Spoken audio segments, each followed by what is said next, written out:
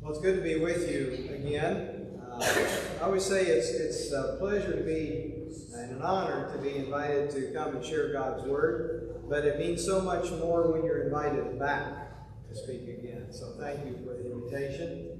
Also, thank you for your generous support at one great hour of sharing. I saw the total and how you surpassed your goal. I suppose I should be surprised, but I'm not, because I know the giving and the mission history of this church. So I'm not surprised, but I'm amazed at the continued generosity of First Baptist Church of Highland, and I thank you for that. You are a blessing to International Ministries and to our Greater American Baptist family, so thank you for your generosity and congratulations on surpassing your goal. We will, of course, make sure that every dollar changes lives around the world, so thank you so much. I know that a lot of folks, as mentioned earlier, are on vacation, and that's okay, because as was mentioned, God is with us no matter where we are. I remember as a child, vacation always meant coming to this part of the world. My dad was a baseball coach. We grew up in southern Indiana.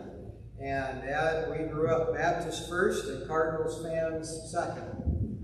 And so vacation every year meant coming to St. Louis to come. We usually left on a Thursday afternoon, and we came over and saw ball games on Thursday night, Friday night, Saturday.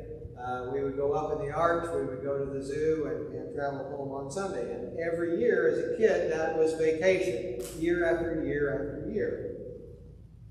And then I got married, and one year my wife suggested we go on vacation, and she thought maybe it would be good to go to Myrtle Beach, South Carolina. And I explained to her that vacation meant going to St. Louis, going to ball games, going to the zoo, and going up in the Arch.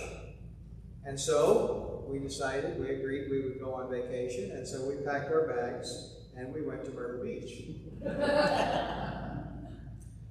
Now, when we went to Myrtle Beach, this was the first time I had ever seen the ocean. Now, I'd been to Chicago before, and so I had been to a place where you couldn't see the other side of the body of water.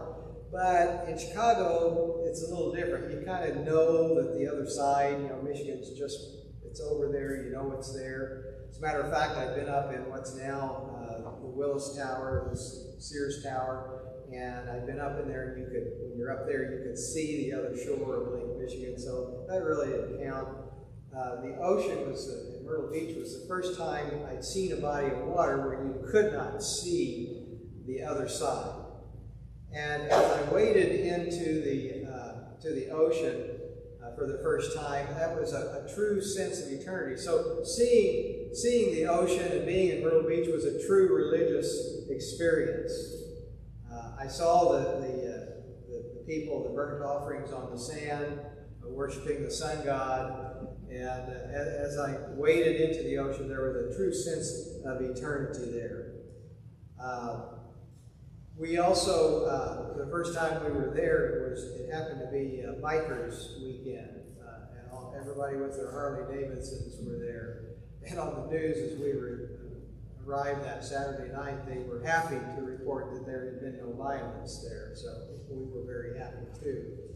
But Sunday morning we woke up and decided we would go to church, and we had driven all day on Saturday, and decided, we really didn't want to get out and drive. We didn't want to get in the car anymore, so we looked for the nearest church, and it happened to be a United Methodist church, which was just a few blocks from our hotel. So we went to the United Methodist Church, and it happened to be Pentecost Sunday.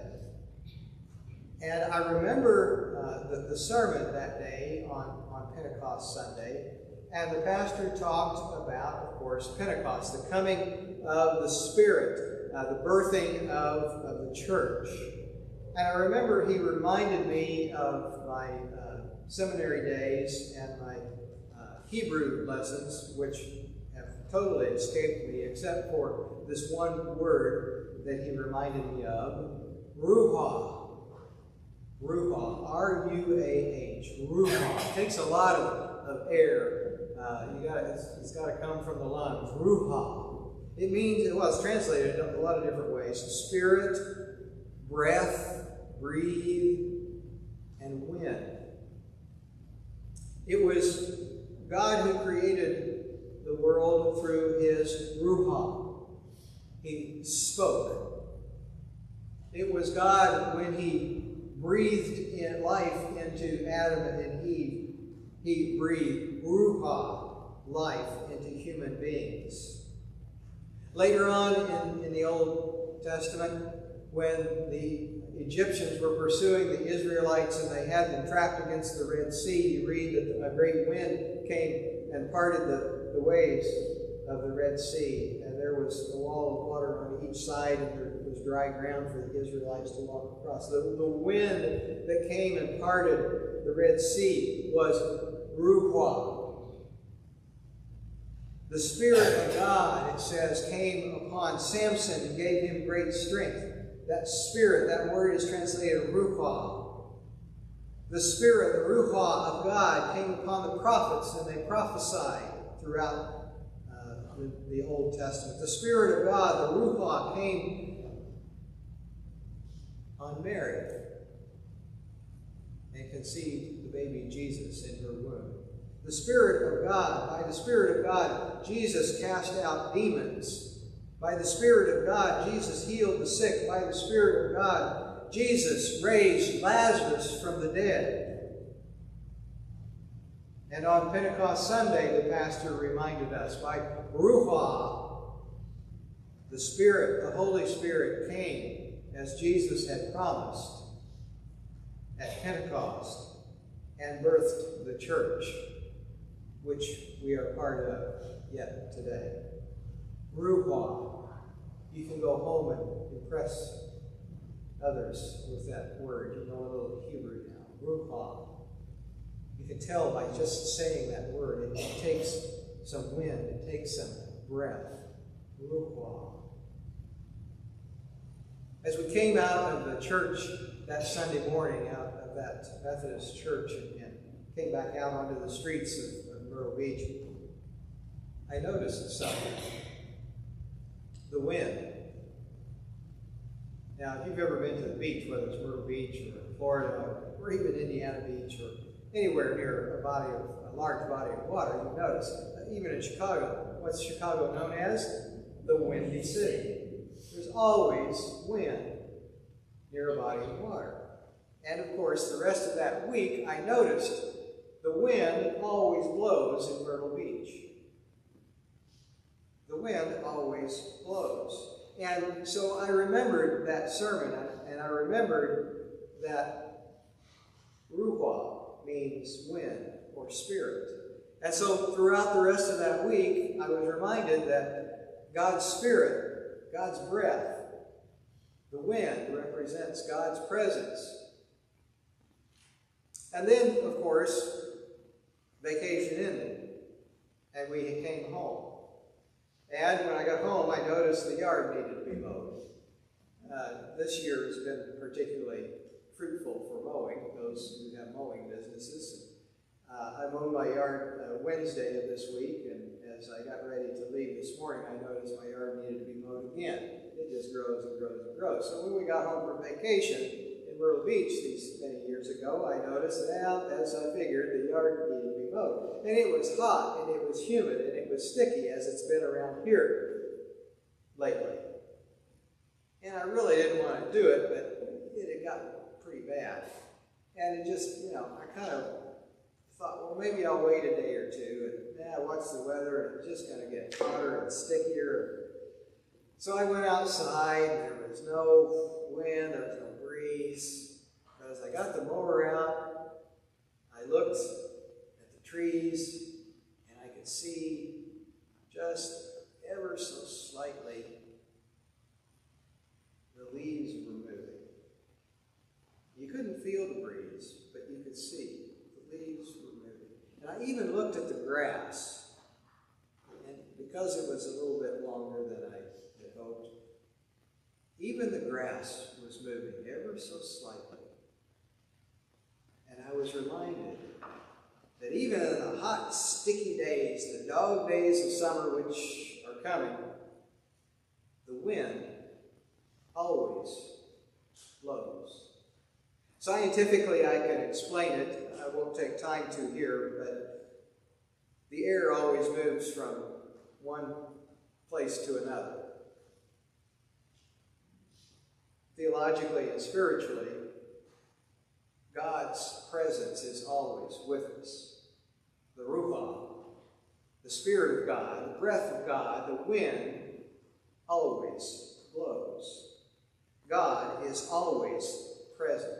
Whether we're on vacation, or whether we are at work, or whether we are recreating, or just relaxing at home, whether we're at the restaurant, whether we're at school, whether we are wherever we are, God is always present. The wind is always blowing. God's Spirit is always there. In the good times and the bad times, whether we're experiencing joy or sadness, whether we're experiencing illness or injury or health and prosperity, the wind always blows. God's Spirit is always there. In the last year and a half, we've experienced unprecedented times. Everybody has experienced it. You know, in normal times, you look at the prayer list and see, different people experiencing different circumstances, and some are up and some are down. But this last year and a half, everyone around the world has experienced difficult times. Without exception, we've all experienced different degrees and in different ways the pandemic. And yet, the wind continued to blow. In the wintertime, when we didn't particularly want the wind to blow because it was so cold, the wind still blew. And when it warmed up and it got hot again, the wind continued to blow. And it will continue to blow. And even through the pandemic, I had questions. People would ask me, well, I suppose because of the pandemic, international ministries just shut down. We stopped. No, not at all. Yes, the circumstances changed. The way our missionaries worked changed a little bit. We did a lot of our meetings by Zoom. 2 years ago, I barely knew what Zoom was, but now, frankly, I'm a little tired of Zoom meetings. But we learned how to use it. I even learned how to host meetings.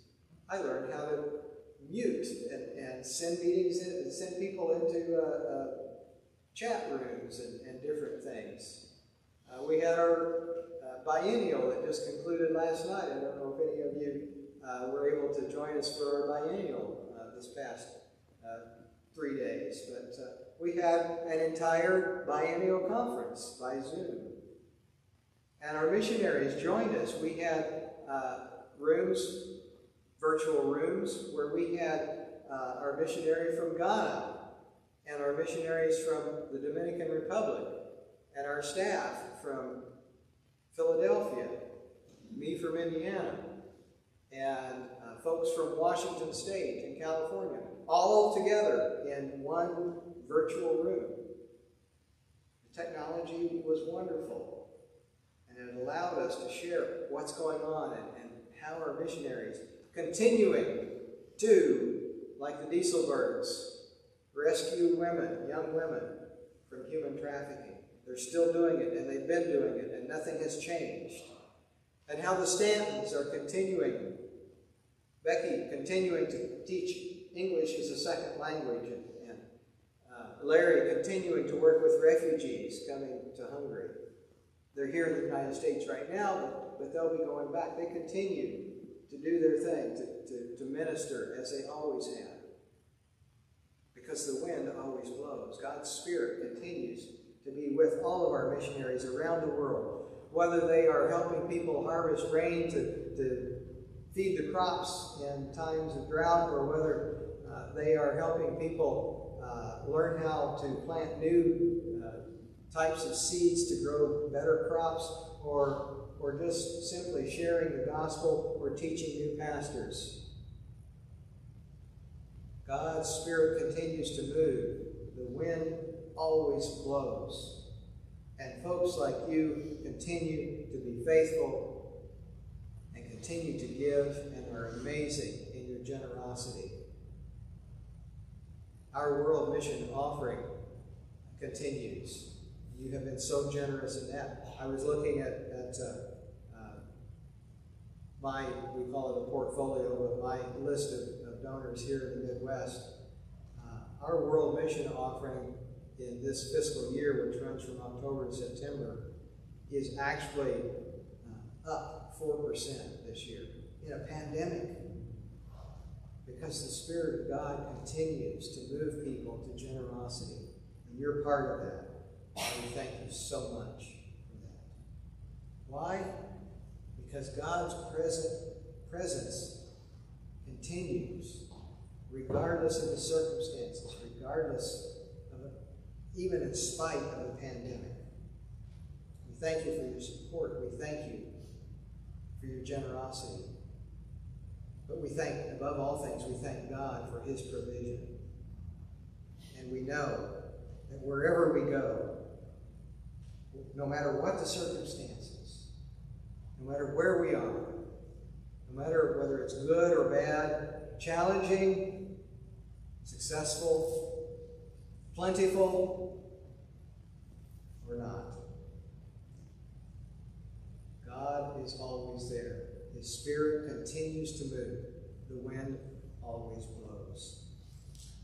So as we go out this day, whether it's raining or the sun is shining, whether we go out with challenges facing us or we go out in joy and prosperity, let's go and let's notice, literally, that wherever we go, whatever time of day, whatever the weather is, notice the leaves, notice the grass. Take note that the wind always blows. And know that that is God's Spirit. Wherever you go, whatever you do, God is always there. Take note that the wind is always blowing. And that's a sign that God's Spirit is always moving. That God's presence is always there to protect and to guide and to bless.